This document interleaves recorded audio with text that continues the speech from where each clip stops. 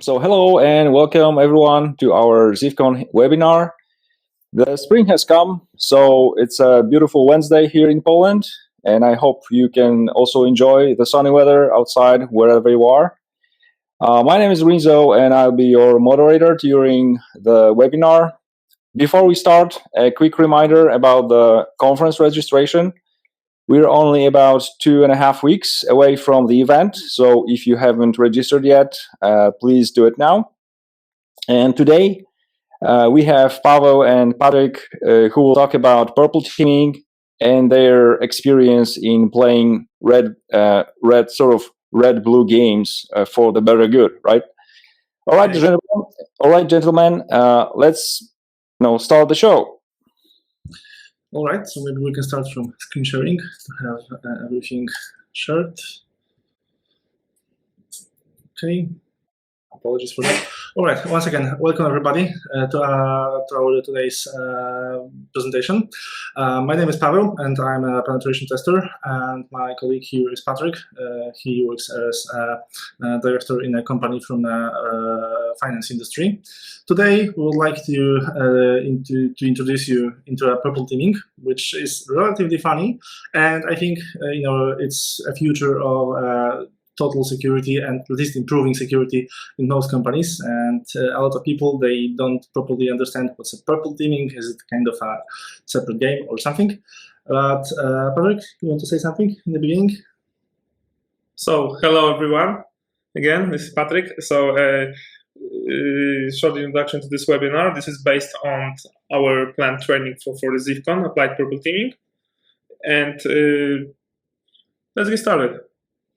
All right, so what's the purple teaming, like a definition? So very popular now, those are the different kind of hybrid solutions, and purple teaming is another kind of hybrid story. This is like a coincidence of red team, which aims to attack the company, and the blue team, which actually aims to protect the company. But the goals for those two different teams are kind of different. The red is happy when they actually hack or break into some system, and the blue is happy when they actually capture someone. But what if those actually goals, they are not the main goal for the company? What if hacking means like properly protecting? Well, there is this blue team, which can be some kind of a different team, and can be those two teams working together on the same project, trying to first try to hack those companies, those premises, and also to tune in the monitoring system. The combination of those two will actually be the real goal for each company. Do you agree? Sure. So let's imagine this situation. You have a working defense security in your company, the blue team. If next step is to regularly analyze your resilience against attacks, so you hire a red team and they do their exercise, for example, once a year, provide a report, and you can fix something and wait for next exercise next year. So purple teaming is meeting halfway. So it's as Paweł said, a hybrid approach, and it's based on red teams executing the attacks in a regular manner. For example, every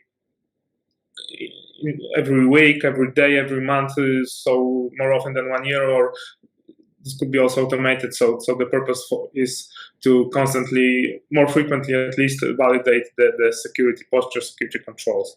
And those reports can be really long, right? Do they really show the current state of the company security, do you think? No, not really. I mean, yes, but red teaming is about finding the shortest path to the victory or the objective. Well, red teams like to call this victory, and they are proud when they hack stuff, right? As Paweł mentioned, for some red teams, winning is hacking, and for the company, that's not a win. So for purple team, a win would be to simulate all known attacks and be ready for them, prevent or at least detect them. So sometimes the more isn't actually the better. So in this case, the purple teaming aims to actually tune in detection systems and see whether, from the red perspective, whether the attack actually can be executed, and from the blue team can the attack be detected. If not, then you can make some alignments and redo the test, and redo the test, and redo the test, and by the end of the day, you will actually have a proper working monitoring solution, and you can be pretty much sure that you see what you probably needs to see. So today, during our short meeting, we're going to show you an example of a blue-purple teaming exercise based on some malicious macro which we actually prepared. We will try to map those TTPs in this macro to the Mitre table, and then we will try to plan some kind of simulation scenario, develop those TTPs, execute, and actually see whether we can see our activities or not. This can be not so straightforward in a real world. So in this case, we prepared you some kind of simplified lab with nice things to show. All right. So let's get started. So let's go. Let's start with analyzing some malicious document. Let's say we had an intelligence regarding some attack on certain companies, and the attack would include malicious document being sent via email. So let's say we have on our desk such a Word document with malicious macro. Yeah, those macros can be tricky because sometimes they are just skipped by some kind of antivirus solutions, and macros, as you know, probably useful because users, they do not consider sometimes Word and Office documents as dangerous, right? Sure. All right. So starting with analysis, what we can see here is a little bit obfuscated, but let's say somewhat the obfuscated macro. So at the first glance, we can see that something probably malicious going on here, but some data is obfuscated, and actually we are able to identify some first techniques used in such an attack, such document. Yeah, so obfuscation, right? You told it's a nice technique to properly secure your payload from being detected, but actually we can use those detection capabilities also to actually see those obfuscated attachments and files are not so common in regular files. So first TTP, which we can probably observe, you see something obfuscated, you mean that's probably not right. The second thing, we actually see a file which has a macro, and this will be probably the second TTP, so this Visual Basic. And if we look closer to the text, right, we can probably see some kind of PowerShell strings. They can also be treated like some kind of TTP, which we will then later today will be able to simulate and see. And also second, users executing something. So always execution, users execution is also a TTP we probably would like to follow. Sure. So from the beginning, the first TTP observed would be the actual phishing and spare phishing attachment, assuming that's delivered via email attachment. This is malicious document. Second thing is, as Paweł mentioned, user execution malicious file being executed by a user. Third thing is usage of PowerShell, Visual Basic macro, which is obvious here, and some kind of obfuscation. So maybe let's see what's going on here. We can know that we have some ZOR encryption, hex decoding, and the password for this decryption. So let's analyze this payload here. What is it? Yeah, we can see Elastic Stack here already. Anyway, that's what's obfuscated. Actually, is Powershell command, and starting with this ZOR encrypted payload, that's a URL to GitHub, to Empire project, and there's a invoke Kerberos tool. Yeah, so everybody loves Kerberos, and so do we.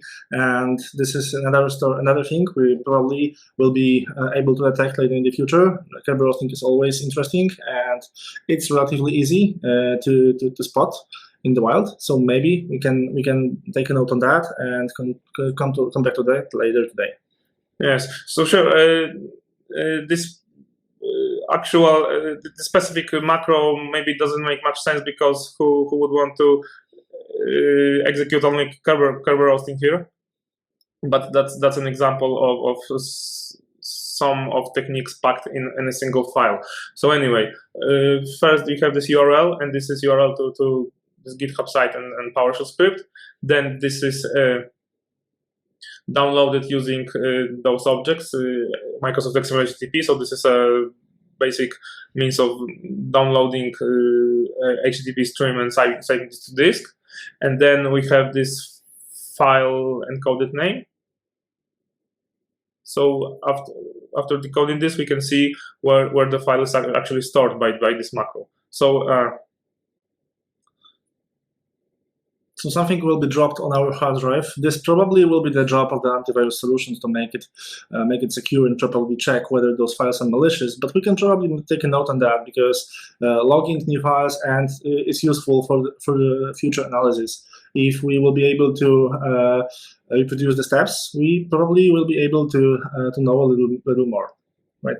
And sure. One more thing, you mentioned that you are trying to download something from GitHub, but isn't it a network connection? Network connections and new network connections can also be observed. This is also a nice thing to have. Yeah, so this is actually part of command and scripting interpreter technique, PowerShell. So PowerShell can be used for executing stuff, downloading files from disk. But anyway, let's see what's going on next in this macro. So we see some encoded, probably by 64 encoded command, and it's concatenated and provided to the PowerShell. So let's see what this PowerShell is executing. And this would be that thing. So this is a little bit obfuscated AMSI bypass. So this hypothetical attacker tries to bypass anti-malware scripting interface to execute Kerberos. But don't you just try to disable some kind of system module, like I'm sorry. Can it also be interesting for us? You try to disable that. Yeah, sure. So that's another technique. And also note that this shell browser window com object is used to execute the command. And here we are just making sure that the macro opens in every version of Word as soon as the document is opened. And here we have those XOR encryption, decryption, and hex decoding functions. So basically, the macro decodes some data, downloads a file, saves this to disk, and runs PowerShell script, which bypasses AMSI and executes Kerberos attack. So to wrap it up, we have a regular macro file, which will be probably malicious, and in our case, it will just show the capabilities of detection and how we can actually just divide it into a smaller thing, because usually it's very useful to divide an attack to like those atomic things, so we can simulate those particular issues, and by doing that, we will be able to address a lot more things than as one complex file. Yeah, so these are the TTPs we identified during analysis of this quite simple macro. So we have this phishing, so the actually file is delivered and the user is executing this file. We also spotted the PowerShell and a Visual Basic in the macro. This could be also as a TTP. Then we saw this strange type of strings, obfuscated. Obfuscated, as we told before, is always interesting because probably someone's trying to hide something. Then we have this component object model, and we are trying to disable some system features which probably shouldn't happen in the real world. And in the end, we have the last, but not the least, Kerberos, and this is also really interesting.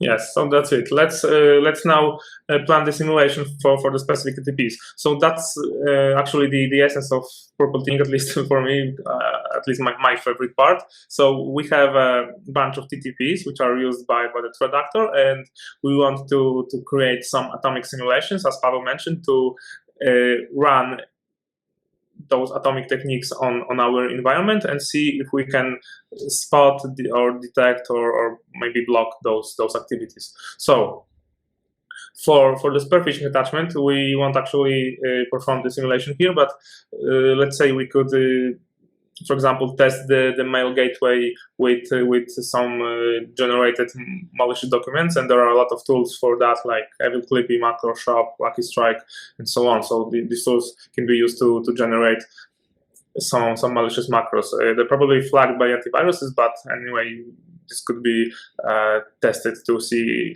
if mail gateway is working effectively for sweeping the attachments in the mails.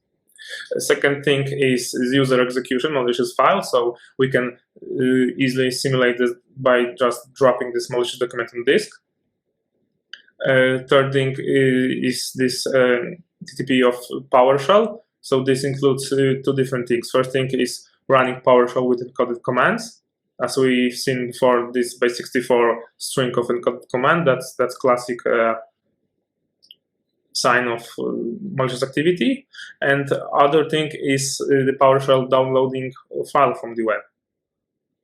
So depending on the technique, those downloading files can be detected within multiple ways. We will not dive into that today, but just to let you know, depending what tool and what technique attacker actually use, it can be, of course, detected either from the workstation perspective, maybe some kind of network logging will be also useful here, but we will not cover it that much today.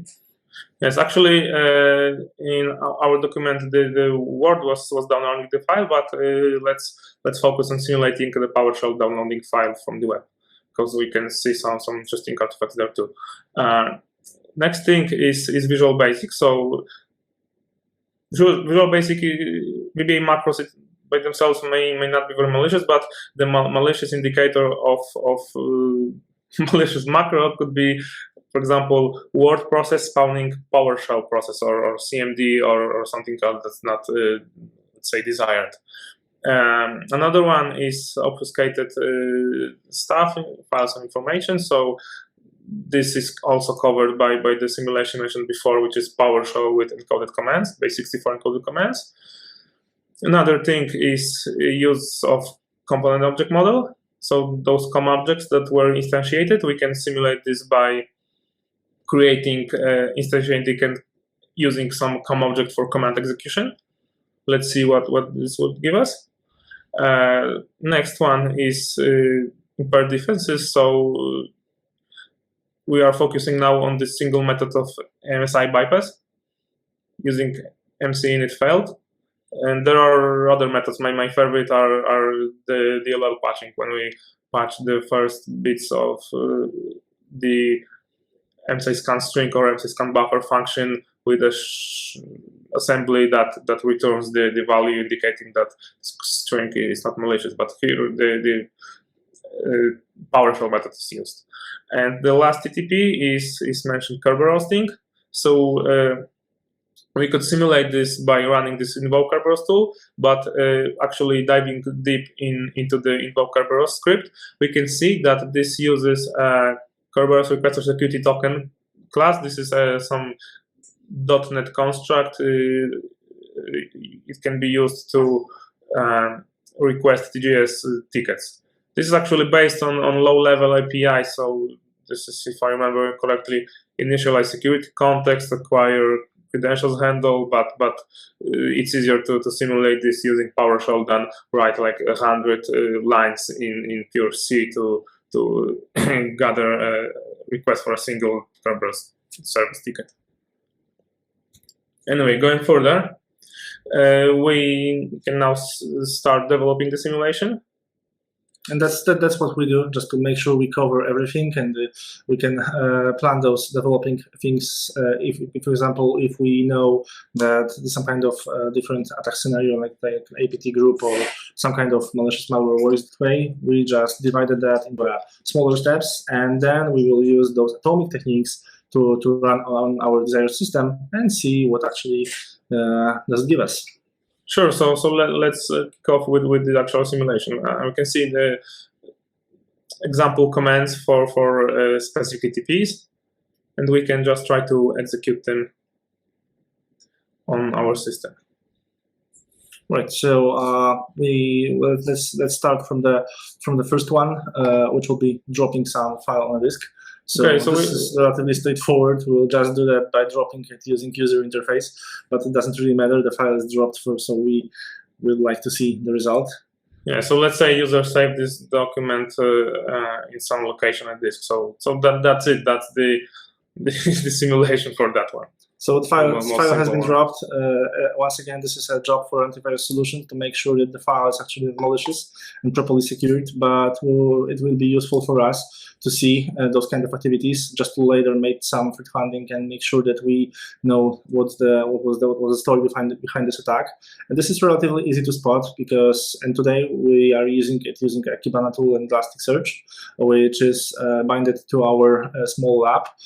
And as a result, we are observing a few different aspects. And for this particular technique, we'll be probably using only event ID. And as we can see, applying this filter event ID 11, we see that we got one hit within the last 10 minutes, which is great. Of course, this is not a regular working environment, so probably in the real world AD, you will have a lot of more noise and you have to filter it a little more. Depending on the technique, you can use different kind of filters because you got a different kind of artifacts for some techniques. But in this particular case, we actually see in this event that the file has been created. We can trigger some alert in that, but actually in this particular case, we'll just make a note. It's useful to log those things because later, if you want to follow the attack path and you want to reproduce the steps, you can use that as some kind of evidence and maybe some hint for you. But right now, we know the file has been created. Nothing more to actually spot there because we probably won't be able to have an alert for every single file created. This will be a very huge one. Yes, it's a huge overhead. So as Paweł mentioned, up to you if you log every file creation, and such a TTP is subject to blocking by antivirus usually if it's a malicious document. But anyway, having this information can help during incident response or hunting to see what has been going on before some more obvious malicious activity. For example, something could have started with downloading some file and file being saved by the browser on a disk. So that's this first simplest TTP we can simulate it.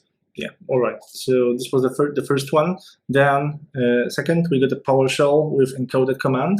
Yeah, so maybe let's use command prompts for this. So just copy and paste. We have actually some benign PowerShell command. This is who am I? Yeah, so it worked actually. It worked actually. And this is also a thing we probably will be able to see within our Kibana tool. And what we actually, let's wait until it propagates a few more seconds. All right, we got it. So for this particular case, we can use some fancy regular expression techniques just to properly see, because in our case, we have this parameter encoded command. We probably would like to verify for that and to check if this text actually contains some kind of strings like encoded command. So two things which would be useful to monitor here is the event ID and the actually content of a log file, content with PowerShell run in Guys, could you make the font a little bit bigger? Yeah, sure. All right. This will be probably and better. For the command window, yeah, the same thing here would be okay. great. Right. Thanks. And rerun it because you run it in a command, and we are spotting for a PowerShell actually, so we don't have the. So we have script block logging. So here we see actual command executed by PowerShell, but when logging the process creation, we could see that. Yeah, this is what we wanted to see because you run a command prompt, and we set our filter to a PowerShell script block, which obviously logs only from a PowerShell, not from the command prompt. But this is also relatively a good idea because previously we covered only PowerShell. I mean, also we probably would like to tune our detection capabilities also for a command prompt, right? And in this particular case, we see that we got the script block, and in real-world Active Directory domain, you probably will have plenty of those.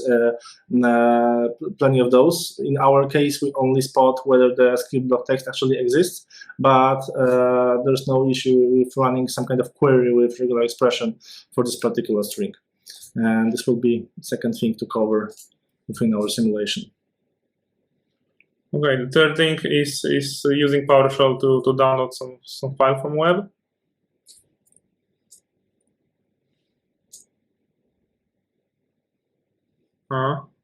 Something's wrong here.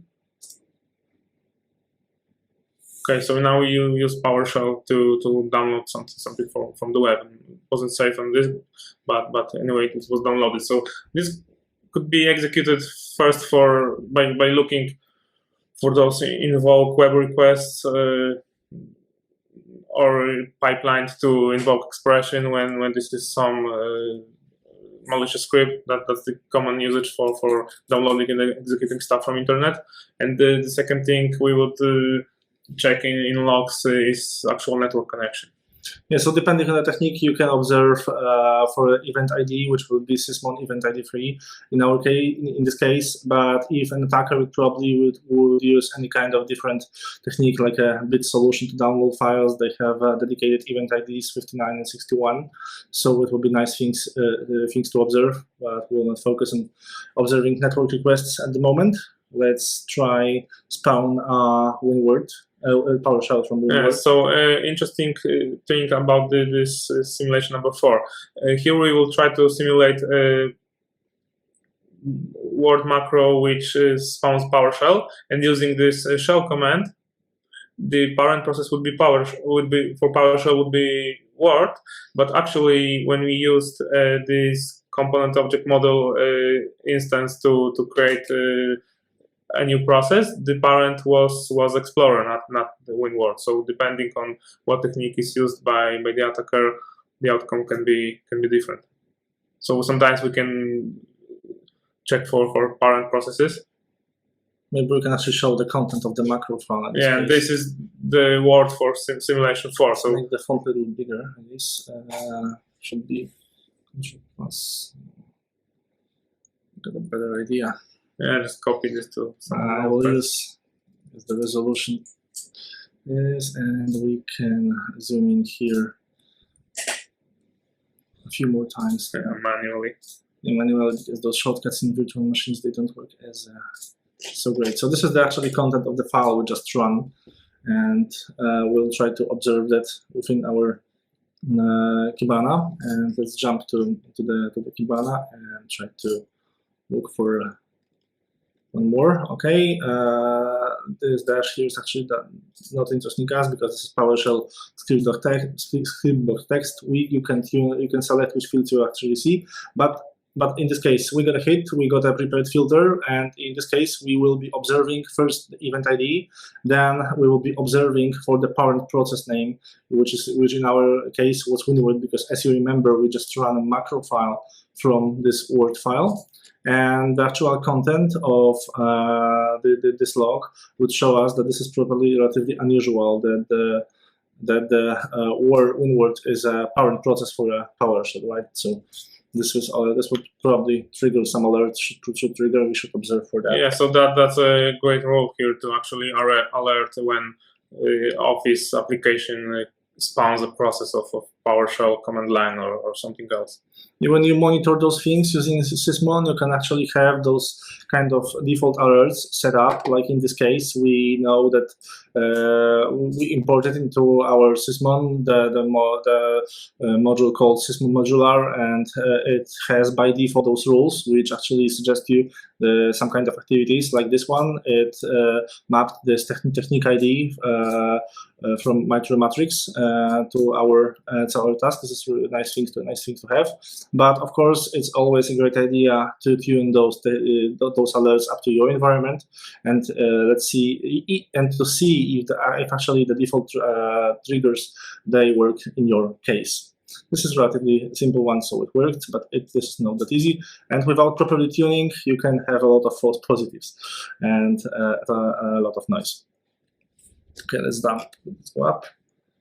Okay, so the next simulation would be creating an instance of this COM object and executing Notepad using this instance, because there are some specific COM objects that can have cool functions, like for example show executes. So in this case, this object is called, I think, shell browser window, And this object itself doesn't expose this function, but going deeper in fields or objects contained in this object, we can find this document, then application, and then this application object exposes a function shall execute, which can be used to execute some command. So let's simulate this in our PowerShell in this case, because we have figures for PowerShell.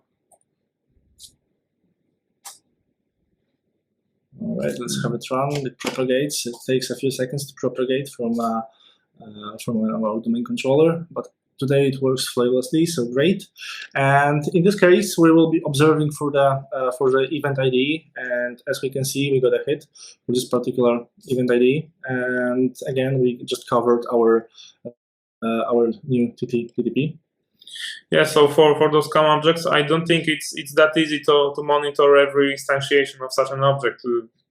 For this particular exercise, we could filter, for example, the command line, so maybe this class ID or this shall execute function to find out that something like that was going on. Yeah, this is why running it on your environment. This is why this is a great idea to tune those things, because if we will run, you may have a lot of false positive in a regular environment, and then just filtering for the event ID probably can be not enough. But actually, Kibana and any other tool can have this regular expression, and you can also support that within other factors like this ID. All right. And also, as we can see, the actual notepad process was executed using this COM object instance. So don't close the wrong one. Sure. Did it? Okay, so the next thing is this MC bypass.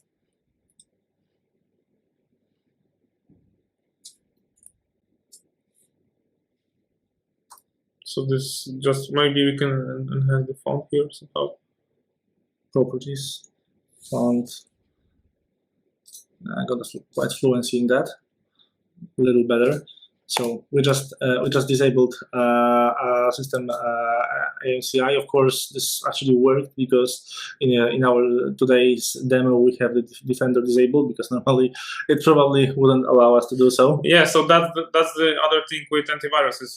For the purpose of this exercise, we just bypassed, disabled the antivirus, because for most of those techniques, the antivirus or some EDR solution would kick in and block the execution, and that's also the case for this mere command. So maybe we can get back to PowerShell window. I will. So when we just drop this command to PowerShell, MC has triggers for that kind of strings, and this would be blocked by MC itself. So that's why in this macro we analyzed in the beginning the sample. Well, let's see the decoded payload. Here we can see that this. Maybe let's zoom it up. Sure. Yeah, this probably would work better. I think it's too much. All right. Yeah, so hope you can see this. So when we deobfuscated the PowerShell command executed by the Visual Basic macro, we saw that, and this is MC bypass obfuscated to bypass MC. So when executed like this, line after line, this won't trigger this anti-malware scripting interface and work successfully to bypass this. So when everything is on, we would need to execute this, and then this would work because MC was bypassed. So that's the thing with this bypass here. And for one more word about the antivirus, so we can test the preventions and detections in a few different ways. So one way would be to leave the antivirus open and see how enabled and see what is actually being prevented, what's being blocked by antivirus. So for example, those malicious files, malicious PowerShell scripts, or some other stuff.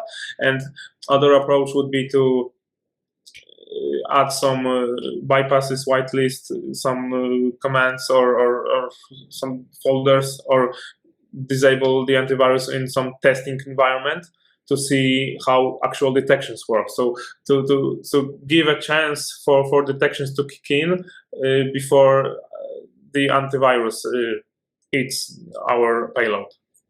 Yeah, so in this case, again, we got a hit in our Kibana. Here we just looked for a particular event ID. There's no like universal way to verify for those kind of techniques. One of which would be probably to look in the actually event content and try to maybe make a regular expression for the event content. But if we chunk it like Patryk shown in this case, it will be not that easy. So this is probably one of the more tough examples we can show today. So it's a case for threat hunters to dive deeply into those techniques and actually see how this could be detected. So we are showing just simple detection manners for that techniques. All right. And your favorite one, you love Kerberos. Yeah. Right? Patryk loves Kerberos. In his free time, he's like Kerberos all the evening. If I'm going to have a dog, because my wife would want this, I would call him Kerberos, like this from mythology. Okay, so when we dove deep into invoke Kerberos command, we saw that it uses actually those classes and obtains ticket by this command. So first thing is to add this assembly, then to create this Kerberos requester security token object. The parameter is the service principal name, and then we can dump the actual contents. So after running this, oh my god, what's wrong? No. That was like that, I think. So yeah, that's hex version of this TGS ticket. Anyway, we simulated.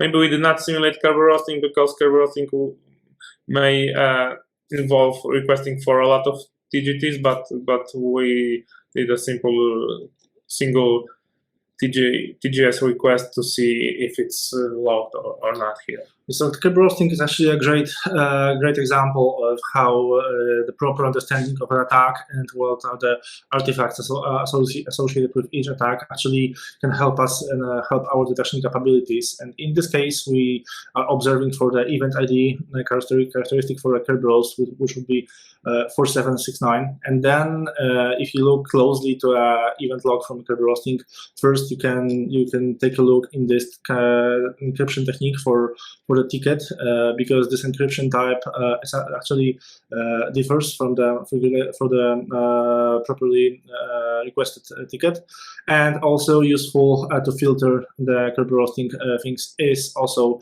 verify the current status of this request. And those kind of artifacts are the essence of the proper teaming. Like, run it, check if you see. If you do not see, just tune your tool. And in this case, we just tuned our tool. And as you can see, this is running domain, but we got only one hit, which was Patryk's enter. Sure. So maybe let's get back to this encryption type RC4. So that's some tricky case with this, because this maybe shouldn't be used as default, but it is. Actually, Will Schroeder, known as Harmjoy, he did a great research on the usage of encryption types in Kerberos. So the article was called, I think, Kerberos Revisited or something like that, and he did this deep analysis of how actually Kerberos goes, and indicated that this uses Kerberos requester security token and dove deep into those different encryption types. Right. So we just covered the last techniques we identified in our simulation. So we got 7 of them, and each state we had a different detection capabilities. Yeah. So maybe let's go through them again. So first we executed a simulation of dropping malicious document on disk, and as we said, this is a good case to test antivirus effectiveness. For example, if we drop some known malicious file or we can also log this for incident response or threat hunting purposes for the future. Second thing was to create PowerShell process with a command line of encoded command and some base64 stuff after that. And guys on Palo Alto did a great research on that. Here's I'm not sure if you can see the link, but they analyzed like hundreds of campaigns and thousands of PowerShell executed commands, and the conclusion was this particular regular expression, because when running encoded command, you can just type PowerShell -e or -e, and this is enough. You can type -enc, -encoded, or stuff like that. So there are a lot of possibilities to do this encoded command, and for regular expression we would need to see the dash and e and maybe some other letters, and then this regular expression for actual base64 payload. So such regex could be used to identify process arguments like that, so those malicious ones. The third thing was to simulate network activity with PowerShell in this case. So either we could analyze the PowerShell commands, or more generally analyze network connections. So for example, for Sysmon, this would be event tree, or we can see some logs from a firewall or any other network solution. But having logs from the actual host, it makes us possible to see which process created this network connectivity. Once again, different kind of network connections can result in different kind of IDs. Like in this case, we've got invoke web request, which probably will result in event 3, but as probably told before, bits would result in 59 or 61. Yeah, that's 59, 61 is I think specific for bits admin, but the event 3 I think is general for network connections created by processes on Windows machine. So the fourth one was this very simple macro in Visual Basic in VBA. So this resulted in creation process with specific parent ID, parent name being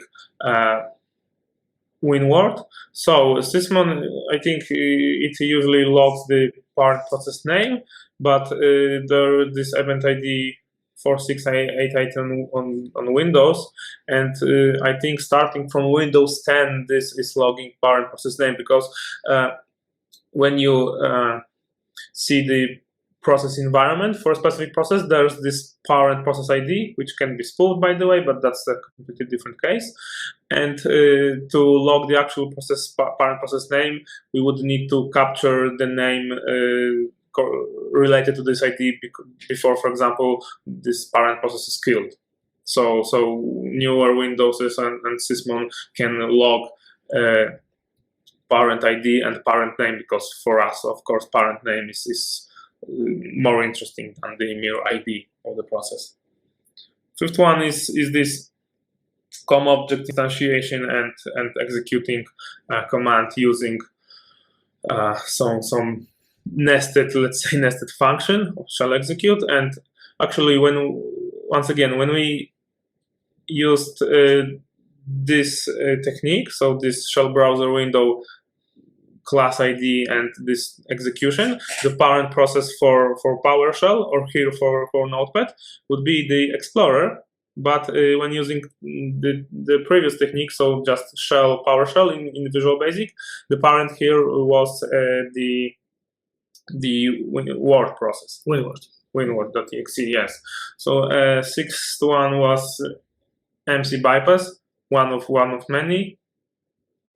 And here we just based on PowerShell script block logging, what's executed.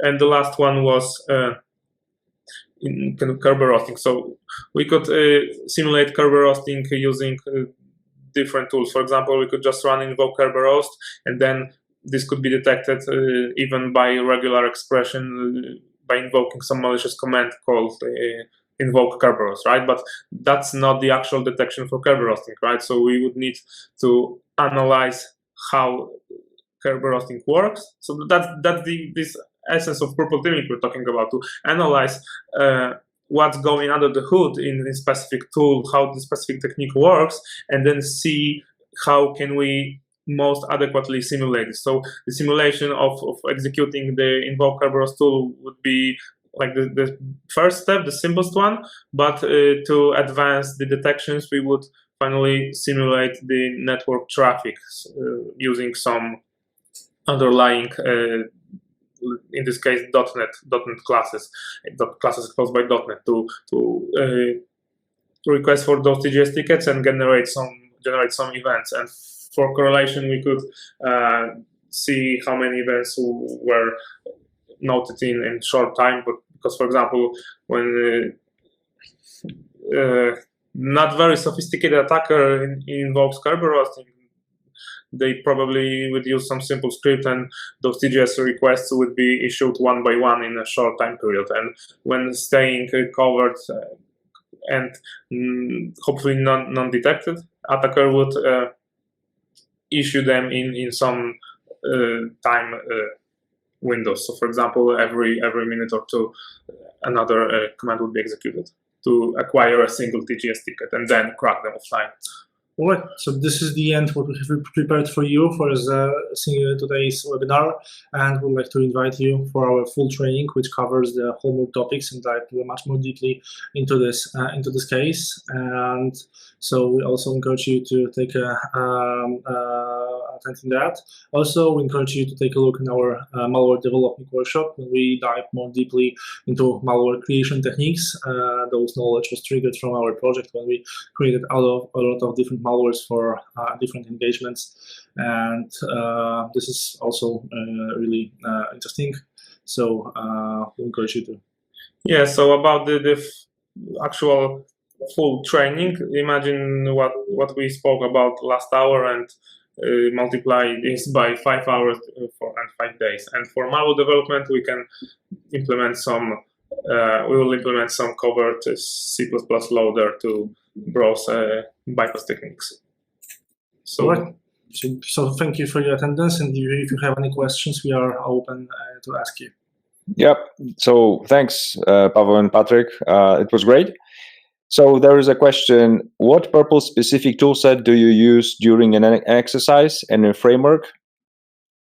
So we sometimes use atomic red team framework, because you can somehow automate some tedious and boring simulations, and so this is like the foundation for purple teaming, for automating tests, because here we just execute stuff. But let's say we want to validate our detections and preventions against specific techniques, like in a regular manner, once a week or once a month. So for that, we can use atomic red team framework or something like that to just script this and execute regularly and validate if some technique works, if it's blocked or not, if it can be detected or not. So I think that answers the question. So one word from me, atomic stands from because it divides those techniques into a very small one, like we did today, like a small size of atom. So we have a lot of those smaller tests, and you can run these and see what do you see on your end. You don't see, you tune your device and then run the test again.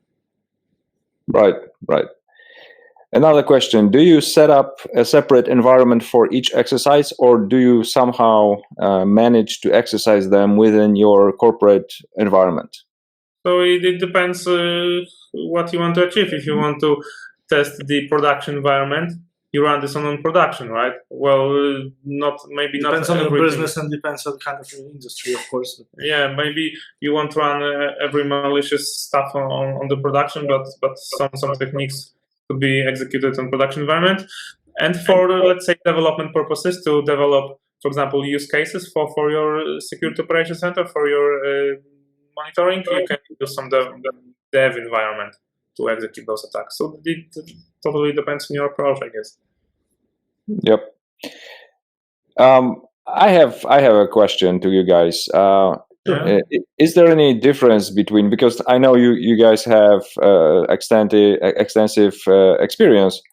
So do you see any difference between external and internal red team and their collaboration with a blue team, or in other words, do you see an advantage of having internal red team in purple teaming by just being an internal team in the organization? Okay. Yes, of course, the purple teaming is a huge benefit for everybody. So, like, red teaming is, as we mentioned, executed, for example, once a year, and you have those results, those critical issues to validate. Next step of, let's say, your security posture evolution would be to hire an internal red team so they could execute those attacks more regularly, and then this function of internal red team could evolve into a purple teaming, because purple teaming can be, let's say, virtual concept of cooperation between red team and blue team, but also purple team could be dedicated staff that has knowledge of both attacks, execution, hacking in general, and defense. So when people like that could form a purple team and work to strengthen the overall security of the company. And how long a typical purple teaming exercise should last? Is it something like few hour meeting, or more like a game extending throughout several days?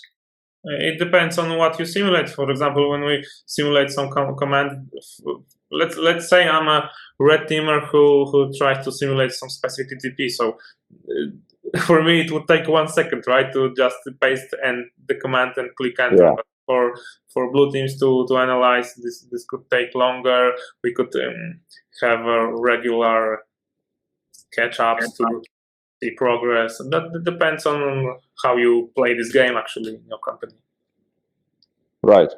We think this is a great approach, and everyone could benefit from this, and most of all that's fun for us, because we can hone our offensive skills by understanding and diving deep into some attack techniques, and on the other hand, try to hunt for those specific artifacts. So see our attack from the other side. One piece of advice you would give to someone who just started purple teaming but only asks, what would you say? Just a question. One piece of advice that you give to the purple teaming just started. I don't know who is properly understand. Maybe. Yeah. Well, so a person who's starting purple teaming should have some experience, either from offensive or defensive, or hopefully both. So when you start, well, this can be a virtual concept. This can evolve from internal red teams being present in the organization. So one piece of advice: maybe just communicate and cooperate. Don't hide everything, because, for example, red teamers can have a tendency to hide and gloat and not share their knowledge with the defenders. But that's the essence of purple teaming: to share, collaborate, and do everything together for greater good, right? I would say that to understand the root of the attacks and the artifacts like this, because if you understand how the attack or technique actually work under the hood, you probably will know where to look for and what actually can be changed in real world. Like maybe encoded command can be chunked into like 2 smaller lines of code, like you concatenated before today. Maybe this will be it. Proper understanding, yes. Sure, and also red and blue can play this game of obfuscating those TTPs and detecting them. For example, we would, as I mentioned with Kerberos, we would start with replaying this script which automates the whole Kerberos attack. Then we could advance this our offensive testing by diving deep into how this works and simulating this manually, and maybe obfuscating some stuff and going on further. Yeah. So to add to that, So I would say it highly depends on. So this is what already Patryk said, that it highly depends on how your purple team is structured. So is it just an exercise for red and blue teams which are separate in your organization, or is it a dedicated team with people who have both defensive and offensive experience? But if it's the first, like the former case, then Patryk already said that as well. The trust between those two teams is crucial, because if blue doesn't trust red and vice versa, you won't have a purple teaming exercise which is effective for your organization. And my advice for if you are starting whatever it is it the first or the second case, I would start with a small exercise. So just pick one TTP and go through it together. Okay, that would be my advice.